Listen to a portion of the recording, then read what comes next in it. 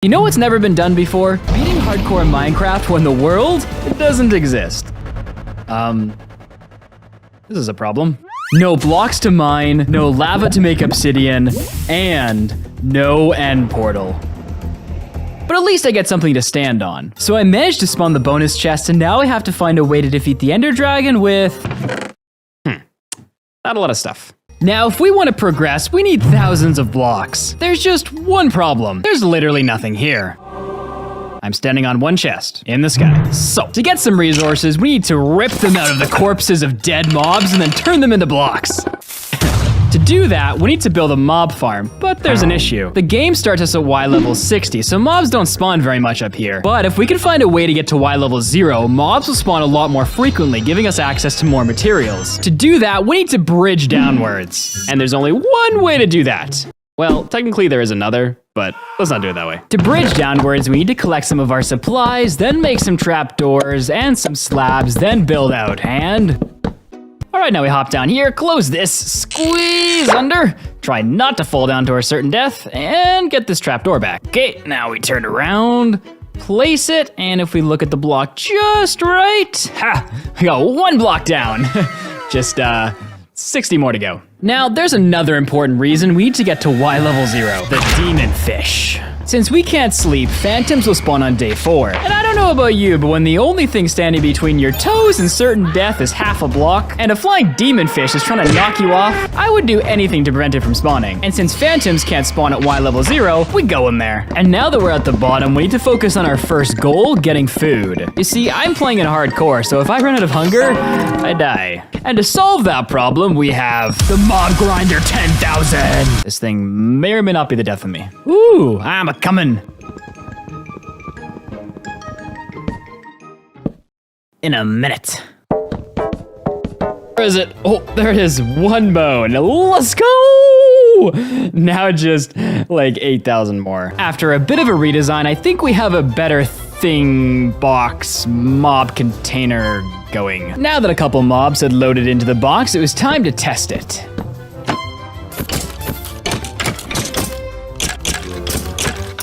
Oh, no, no, no, no, no, no, no. That's not how that's supposed to work. You are not supposed to be able to get up there. I'm putting this on. I'm gonna need to get over there and push the other zombie back.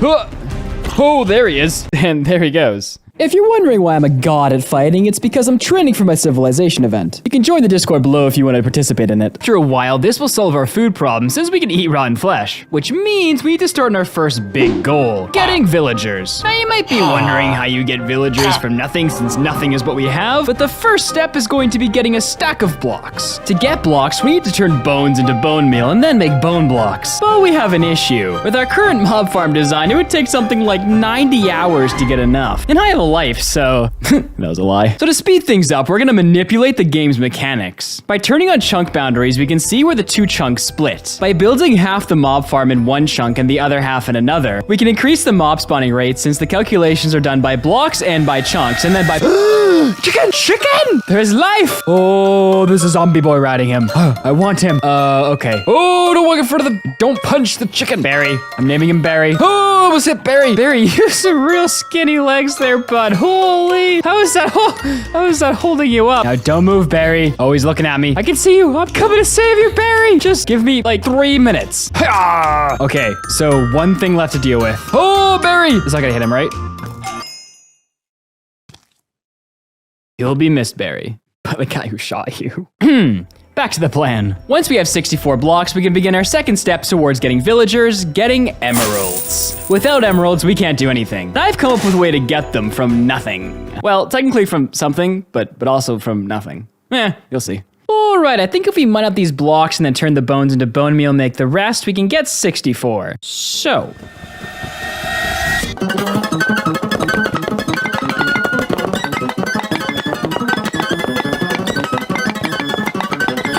Okay, now let's start on emeralds. To do that, we need to find a snowy taiga biome. Now we could just bridge endlessly to find one, but that would take days. And honestly, it's very improbable we'd ever find one. However, if we use this seed generator, we can see that I'm about 900 blocks away from one. Now, normally 900 blocks isn't a big deal. To walk, try sky bridging with 2 slabs, one mistake away from certain doom with your pinky finger crying and paying from holding shift.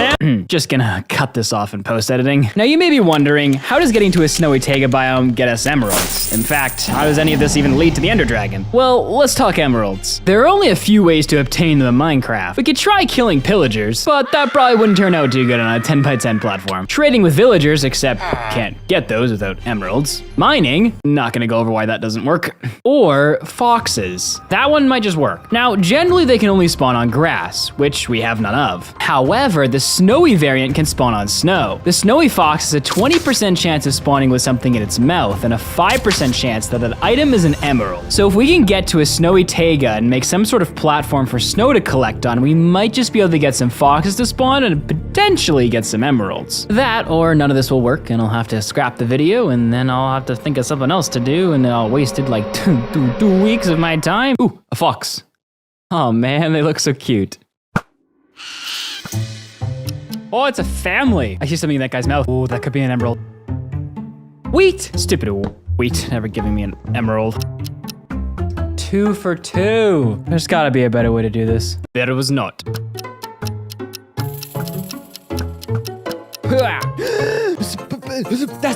That's what we want. That's an emerald. Go. Okay, 1 emerald. Now we just need 10 more. How long did that take? That took 7 hours. That means if we get this lucky, it'll take us 70 more. We need to figure out a different way to do this. I just did some research and I think I figured out a way to do this. So using only 1 emerald, we can get, I think, what we need from a wandering trader. This will put us so close to the villager. But now we gotta wait for a wandering trader to spawn, which we waited 7 hours and 1 didn't spawn. Maybe if I park a little bit closer to the platform. Still nothing. This is a massive issue. A wandering trader was now our key to the Ender Dragon. But before giving up, I did some research and I came across an interesting bug report. According to community consensus, wandering traders don't spawn in snow biomes. Which means we gotta move the platform again. Now before moving it, I'd like some more blocks. After a brief genocide, I set up a platform to capture a man who wanders around with some llamas. Since he can spawn within a 48 block radius of myself, bit of a center of attention over here, this platform gives us about a 5% chance every 2 to 4 hours for him to magically appear to sell me his life savings before I push him off into the void. What? Whoa! I thought we were gonna be friends. And he has it. No, he doesn't. I get a seed though. That's gonna kill me one of these times. Oh, he's got it. He's got what I need. Okay. Move. We're in the end game. Kind of. All right, now we've kind of screwed up because we have no pickaxe, but step 1, we need bone meal. Oh, you imagine if I died right there? Boys, you have no idea what's about to happen. We literally just beat the game. Okay, so first, put our crafting bench down. Second, we need 3 pieces of wood. 1, 2, 3. Okay, now we make a pickaxe. Oh, I'm so excited. You have no idea. Okay, now we grab up a couple bone meal blocks. The bone meal, we put our moss blocks down. Bone meal it. No, not what we want. No. Oh, if we run out of bone meal. Oh, goodbye, sir. Oh, there it is. There it freaking is. Okay, now if we... Yes! Okay, we have infinite wood. We have gone from literally nothing to an infinite renewable resource of wood. Oh. Now that we have access to wood, we need to collect a lot more for some farms. The first farm we need is an emerald farm to secure the rest of the resources to get a villager. Now we could just wait around for more foxes to spawn, or we could exploit their AI. And to do that, we need a chicken. Ooh, don't push him off. No!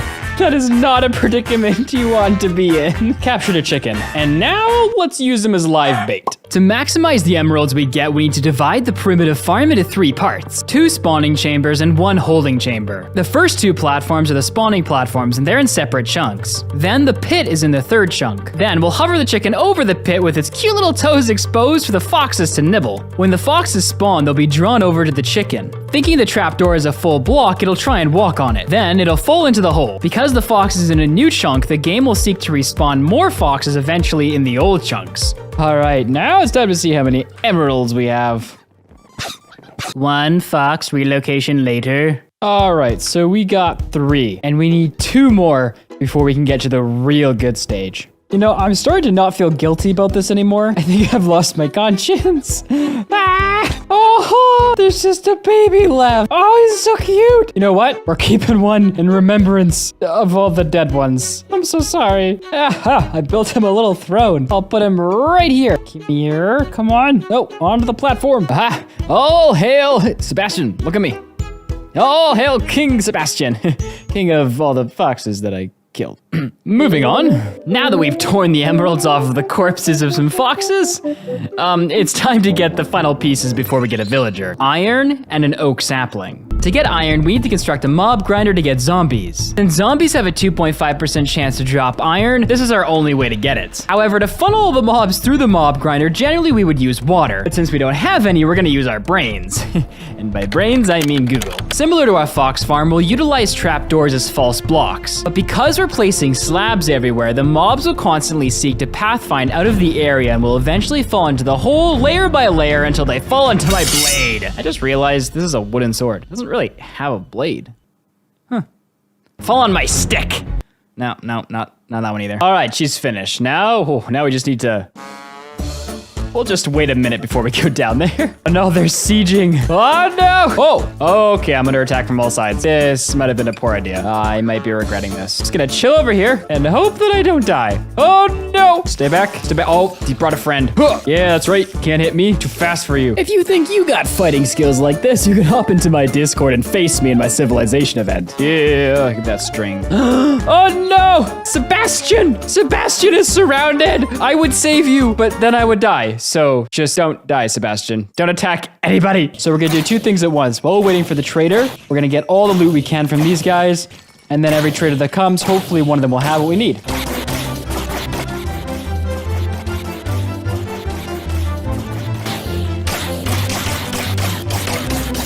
I'm eating. There's a dude. Hello, where did he go?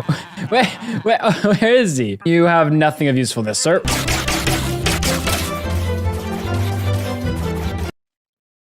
Useless. Hello, sir. Don't climb on top of the chests. I hit pause on my recording software and everything went. It's okay. Emeralds. Give me the oak sapling. We are almost to villagers. We're on our final step, iron ingots. In order to get villagers, we need to get water. Securing iron for a cauldron and a bucket is our gateway to infinite water. But we only have 4 iron, so this could take a while longer. All right, we've managed to collect 9 iron, which is a bit more than I needed, but will suffice for what we need to do now. I can't do math. We need 1 more ingot. But while we wait, we're gonna put the cauldron back over here in hopes that we're gonna collect some rainwater in it to get a bucket of water. Okay, finally. Now we can make a bucket and we're real close to the villager. There she is, boys. 1 bucket of water. Now, we need to make this into an infinite water source. Normally this takes 2 buckets of water, but there's a way to get around that. If we place the water in one of these slots, then go and get a glass bottle, we can then fill up the glass bottle with water, but it doesn't actually touch the water source. Filling up the cauldron again, we can extract another bucket, and we have an infinite water source. And with that, it's now time to get our first villager. Step 1 is to boot up an earlier version of the game, Snapshot 21W03A. I'm sure it'll be fine. It wasn't fine. I spent 4 hours trying to fix it. Now that our world flashed before our eyes, step 2 is to get gold. In this version of the game, drown drop gold instead of copper. By drowning the zombies using the water we just collected, we can infinitely harvest gold from their floating corpses. There's a lot of death in this video, huh? Now that we have enough gold, we need to make a golden apple. With the supplies in hand, we need the 2 final elements, a witch and a zombie villager. To get those, we're gonna start on a new island a few hundred blocks away. This will be important for later, as when we get to the end, it's going to delete our original island. A father and his child showed up, so I captured them both. Pretty sweet deal. If the father or the son die, I'll have the other left. Perfectly balanced. While we wait to get a witch, I want to spend some time getting another 8 golden ingots so we can convert both of the villagers. Oh, there's a dude, there's a witch. Okay, so now we just need to clear out all the mobs and wow. And I got a piece of iron. Man, I'm getting lucky. Something bad's about to happen. What is it? Oh, that's it. They're getting over the platform. I knew something was too good to be true. Oh no, the baby. This isn't good. Oh, I can't get too close. Ugh. Okay, I need to isolate these mobs, take them out, and not get hit off. If the other mobs realize they can come over that thing, oh, I'm so screwed then. All these babies are too fast. Okay, we can peel these off one by one. Just made his way over the wall somehow. I'm not gonna ask questions, but I am gonna trap him. Okay, sir, the boat. Get in the boat. Okay, run for the hills. To convert villagers, we need two things to happen. First, the witch needs to throw a weakness potion. Witches can throw potions of poison, slowness, harming, or weakness. They only have a 25% chance of throwing the weakness one though. As soon as they do, we need to right-click the villager with a golden apple, and after about 5 minutes, they'll convert into normal villagers. Oh, one's turned. Now we just need you. Come on, big boy. Or little boy. All right, now the next step is we need to get them to breed.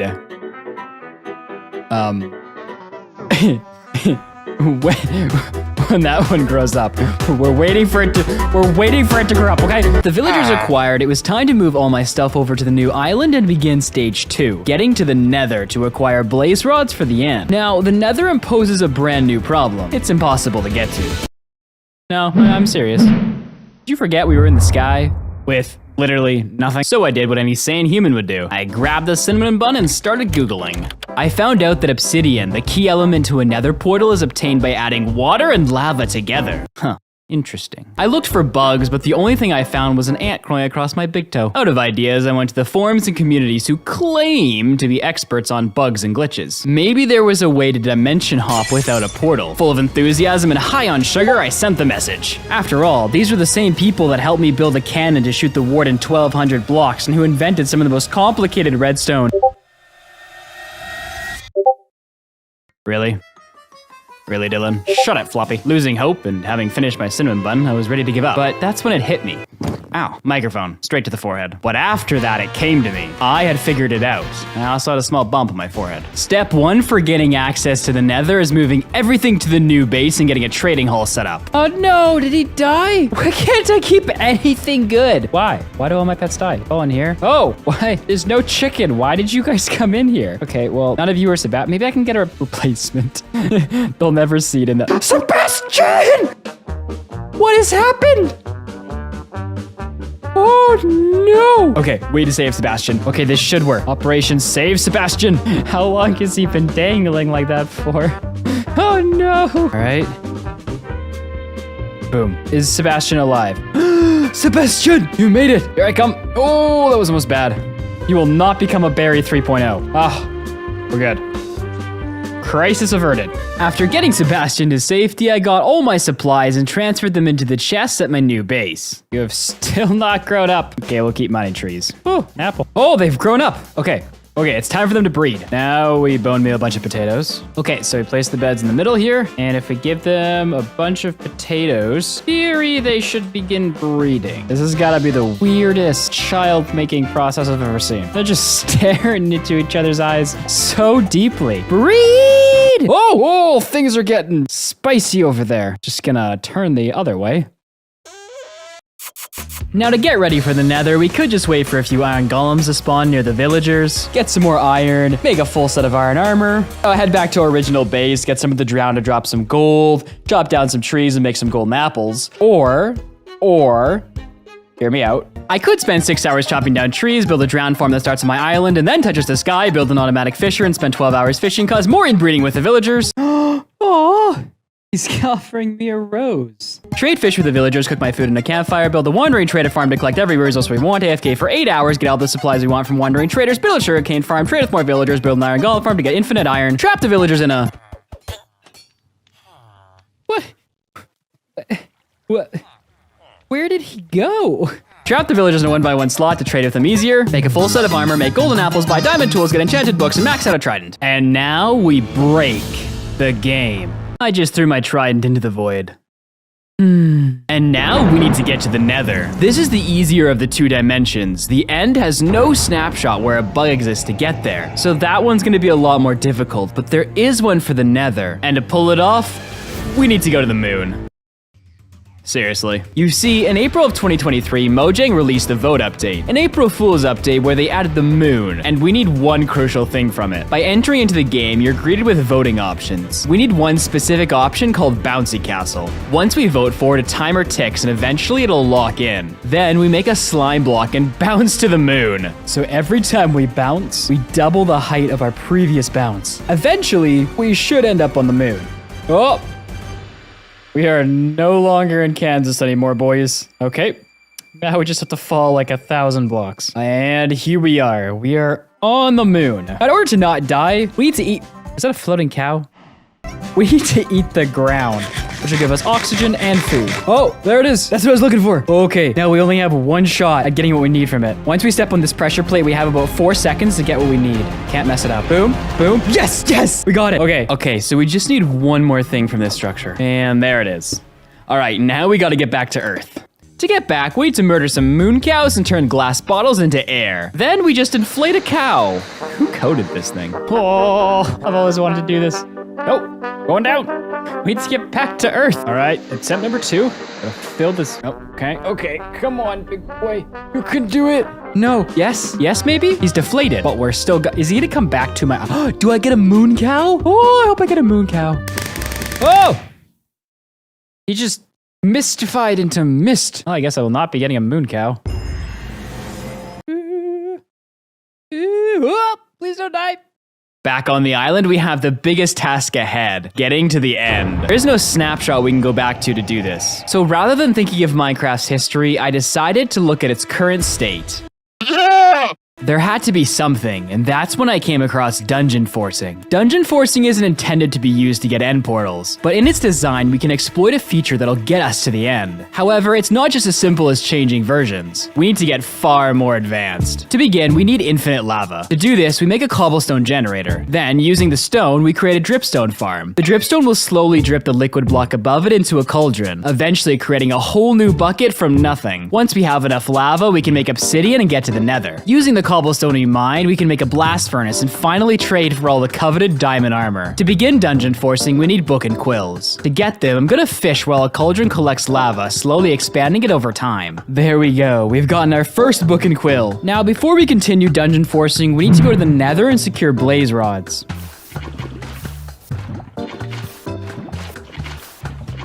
Ooh, here we go. Ah! This is a horrible place to spawn in. I don't know why I'm so excited to get to the nether every time. It's an awful place. On the hunt for a fortress, I came across some piglins. Traded all my hard-earned gold away for absolute garbage. I did get a fire res potion, though. Are you kidding me right now? Oh.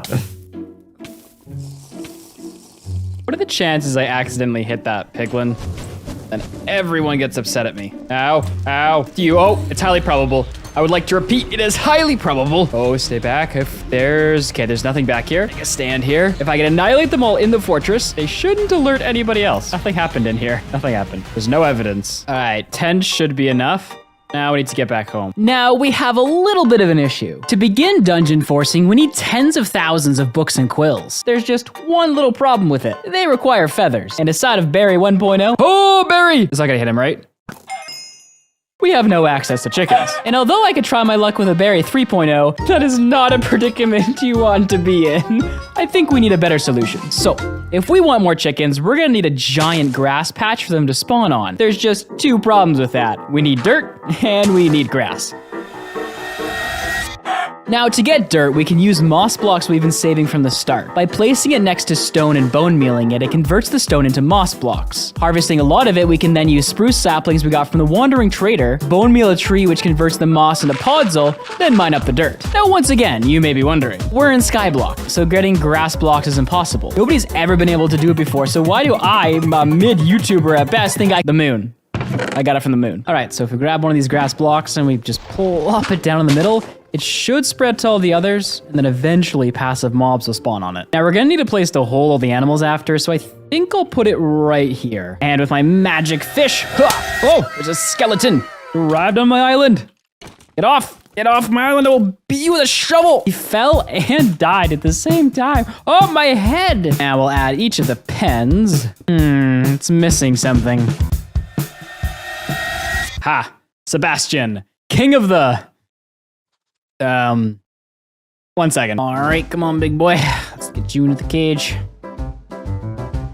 Didn't see that. Wait, what? Wait, he's still attached. Oh no!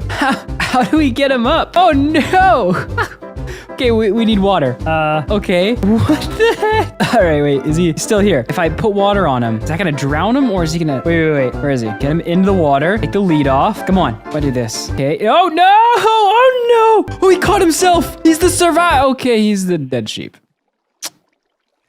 Look, I tried, okay, I tried. That is the stupidest sheep I've ever seen. Yeah, that was your brother. Honestly, you don't look much better. It seems so weird that these seeds and chickens are gonna get us to the end, but we gotta breed a whole bunch of these things up. And now it's time to collect the feathers, but not with a sword. All right, come on, Sebastian. Oh, he's going for the Oh, he destroyed him. This is about to be blood and gore.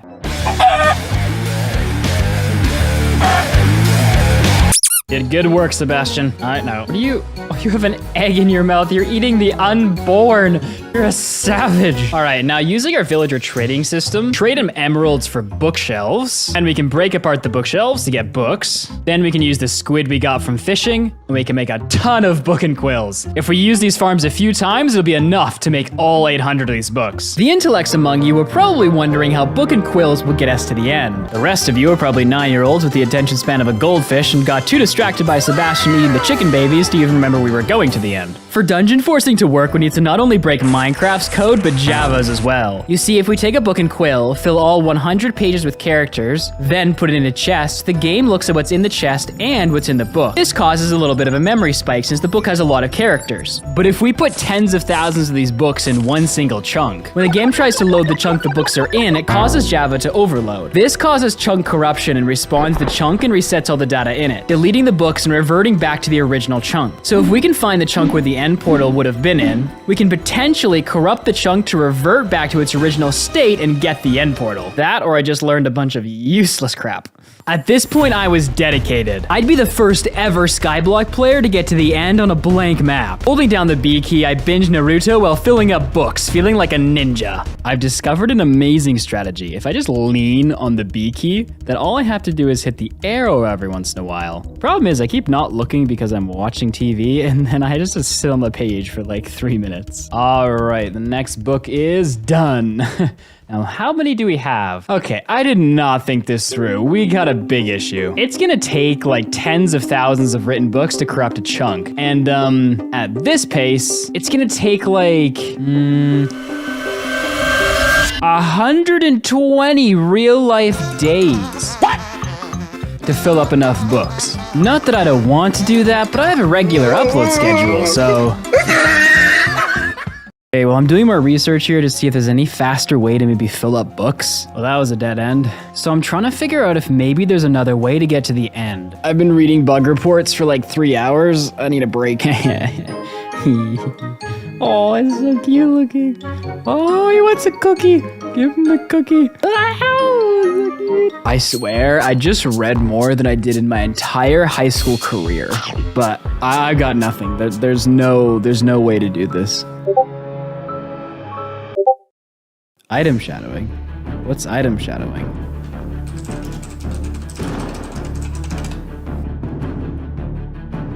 Huh. This might just work. To test it though, we need an update suppressor. To build one though, we need slime and redstone. To get slime, we can set up a farm here in the void. The tracks will have a hopper minecart that zooms around under the farm layer. Then we take this iron golem who volunteered for the position. It's right there, okay, in you go. Oh, stop it, stop pushing. And place him in the middle. And as the slime spawn, they'll try to get to him, dying on the magma blocks and collecting into the hopper minecart. Our totally not enslaved but free to roam around villagers will sell us redstone. And with those two main ingredients, it's now time to build the update suppressor. Ooh, coolness, shine, redstone. For those of you asking what an update suppressor is, that's a great question. Your question has value. All right, so climb up this giant ladder. All right, now to start, that wasn't intentional. To start the machine, first, We flick this lever, then turn this on. Now, before we start, we're gonna reset the machine by clicking on this, then by clicking on that note block. Now we come over here. Now, every time we place a block here, this whole machine should move. Okay, so it did. So that's good. Now, for this to work, if we place a trap door right here, break this, feed a hopper into the trap door, then we place a comparator this way? Okay, I think it's the right way. If we push this trap door, then open the hopper. Okay, so the hopper needs to be above right here. Now, if we flick the trap door down and we open the hopper, the books are in slot 1, 2, 3, 4, 5, 6. Hovering over this slot, hitting 6. Yes, the machine should move. The books go in. You can see the comparator has dropped on the bottom left. If we escape out, the comparator is still here and here somehow because the game has frozen. Panda4994 and Redstone Spire created this machine to suppress the updates within Minecraft. When this happens, things like floating sand or floating gravel, or in this case, comparators that break, are still floating. Now, while we're in this state, there we go. By clicking on this, we now duplicated it into our inventory, but it's not a real dupe. You see, if I try and grab these items, they vanish. This is why it's called item shadowing, because the game during the update suppression thinks the items are in there, but once you click on them, it realizes they aren't. If we reset the machine by breaking the comparator, then placing it back on, open the hopper, and then using the number keys, place the books inside again, but this time we're gonna do something different. When we open the hopper back, it is in our inventory slot, but this time, instead of clicking on the books, we're going to tell them to go into slot number 5 by hitting 5. And now we have 2 sets of the same book. If I were to try and open these or click on them, they would disappear because they're not real. This is not item duping. The books don't actually exist. The game just thinks they do, and it hasn't had time to update yet. If I move these books into a chest using my number keys, the game still treats them as if they're real and has to read all the data inside of the chest. The more we add, the more the game struggles to keep up. So if we can get enough of these fake books and somehow manage to shove them all into the same chunk at once, the information will overload Java's memory and cause dungeon forcing, which respawns the chunk their end portal is in to try and stop the game from crashing, I think. I should double check my research. Now that we have a method to get books, we need to build the final machine and find the end portal chunk to respawn it in. To find it, it's quite easy. We just take our seed, load up a normal world, use the locate command, find the closest one to us, bridge to it like a speed demon. I'm so sick of bridging. And arrive in the chunk. Now that we've found it, we need to build a machine that will respawn the chunk. All right, I'm gonna try and explain how this works. The main machine is in this chunk. Every set of chests is right outside the chunk in a new chunk. The idea is I'm going to place all the books inside of the separate chunks. They'll freeze inside of this chest. Then I'm gonna come over to this lever. I'm gonna flick it. Then if I come back to where that chest was, the books that I placed in this chest are gonna get pushed into this chest. That's gonna happen all around this circle, filling up this entire chunk. Hey! Oh, shoot. Oh, shoot. Which just shot me? Who shot me? Filling up this entire chunk with books. What's up, dude? Why is he just staring at me? To fill up the shulkers, first, we need to get the books into stacks of 16. Then we'll begin item shadowing the shulkers themselves with the books inside. Slowly, we can transport them inventory by inventory to the chunk machine. Okay, so all the chests around the perimeter are filled up. To start the machine, we need to restart the game. Okay, now we're gonna hop back into the world, and we're not gonna do any cuts from here on out. We'll speed up the video footage a little bit, but I wanna show the entire thing. I think we're gonna be stuck on this screen for a minute or two, so we just gotta wait. I don't know if my game's frozen or I'm falling through the void, but it's not registering any armor. I don't wanna hit anything. I'm just gonna wait. I'm just gonna sit here and I'm gonna wait. I've been sitting here for like half an hour and there's no movement, so I'm gonna try restarting the game. Okay, I restarted the game and I gave it like 2 more megabytes of RAM. Let's hope it loads in. Come on. Come on. Good. Please. Oh, it loaded in. Okay, loaded in real quick though. Let's hope that that's not a bad thing. All right, we flick the lever. A little bit of lag. Okay, it's stuttering a little bit. All the shulkers are now feeding into the main chunk. This is gonna overload the chunk's memory. Okay, at this point, the chests have to be filled. It wouldn't have taken this long, okay. We're gonna leave the game. Save and quit, please. Okay, let us get to the title screen. Reload the world. If it worked. It's black. Oh, it worked! What? No freaking shot. No shot that just worked. Okay, this is not the time to just fall off. Oh. But is the end portal? Oh! Is the end portal here? That's a stronghold. That's okay. We're either right. Yeah. Okay, well now we need to go back and get the eyes and then head into the end. All right, we've got all the supplies that we need. Now let's head into the end. Now we enter. If I get hit off right now, I swear I will die inside. This Ender Dragon's probably more scared of me than I am of it. The last time I saw it, I took it to the overworld. Okay, so the first thing we gotta do, take out all the crystals. Bam, bam, bam, bam. Uh-oh. Oh, did I hit the... Oh, I hit the thing. Oh, you want to try and end my run, eh, Bert? Not today. As much damage as we can in. From atop this tower, you will fall. Yeah, it sounded epic. And that answers the question, can you beat Minecraft with literally one block? But could you beat hundreds of players or grow an enormous kingdom in my brand new team-based SMP server? Join my Discord below if you want to face me on my new SMP.